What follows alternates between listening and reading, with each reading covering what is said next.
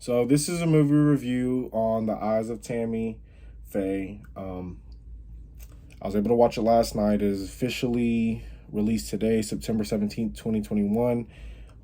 Thanks to AMC, I was able to watch it. I am a A-list Stubs member. I paid the premium package, $25 a month. I'm able to see 3 movies a week. So it stars Jessica Chastain. She plays Tammy Faye Bakker. Andrew Garfield plays Jim Bakker, and Vincent D'Onofrio plays Jerry Falwell. So I was unaware of who Tammy Bakker was. I'd obviously heard her name, and I've obviously heard Jim Bakker's name as well, but had no idea who they were. They were she was a gospel singer.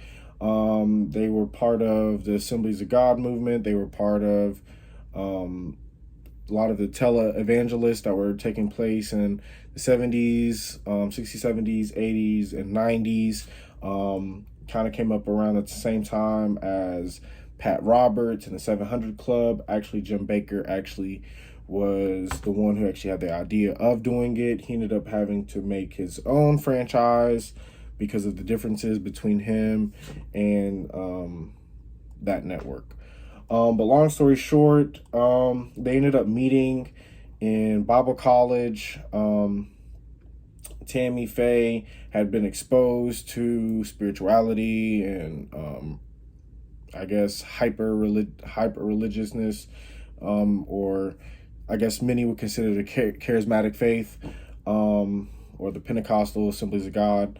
So she definitely grew up in that arena, especially in the older days where it was a lot more strict than it is now. But long story short, they ended up finding this ministry, building it. They had a lot of financial problems. Started in Charlotte, North Carolina. I'm actually from Charlotte, North Carolina, and we talk about Billy Graham. We talk about other major leaders, even, somebody like Stephen Furtick with Elevation. Charlotte is part of, the Bible Belt, but they were around at this time. It was a pretty good movie. It definitely details her life. Like I said, they had especially with Jim Bakker, he had a lot of fraud going on. I guess he was accused of raping a young lady. He had also had accusations of homosexuality, while having various differences, especially in the Bible Belt, on the LGBT community.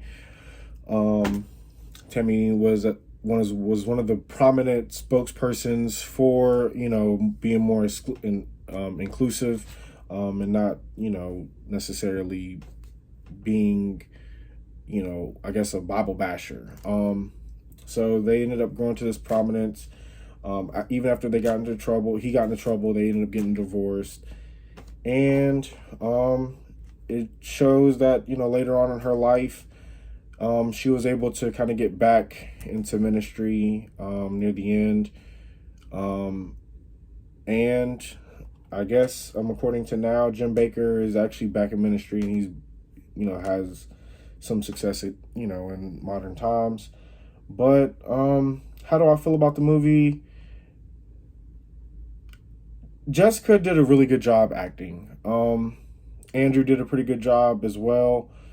The acting itself was really good. It wasn't necessarily like my cup of tea of kind of movie.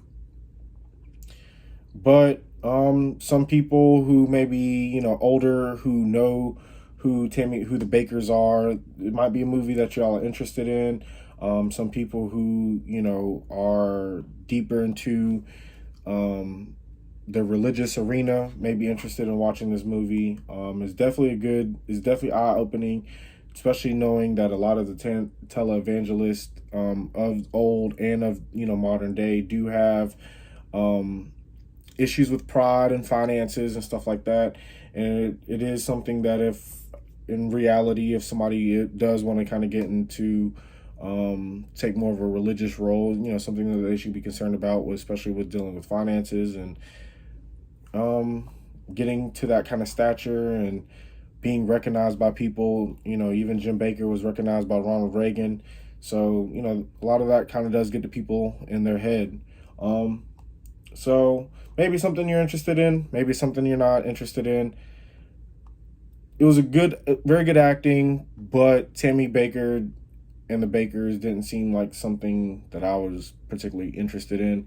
But as of current, does have a 7.3 out of 10 IMDb rating. So something you may be interested in watching in the movies, or whether it's streamed later on or if it's on, regular TV.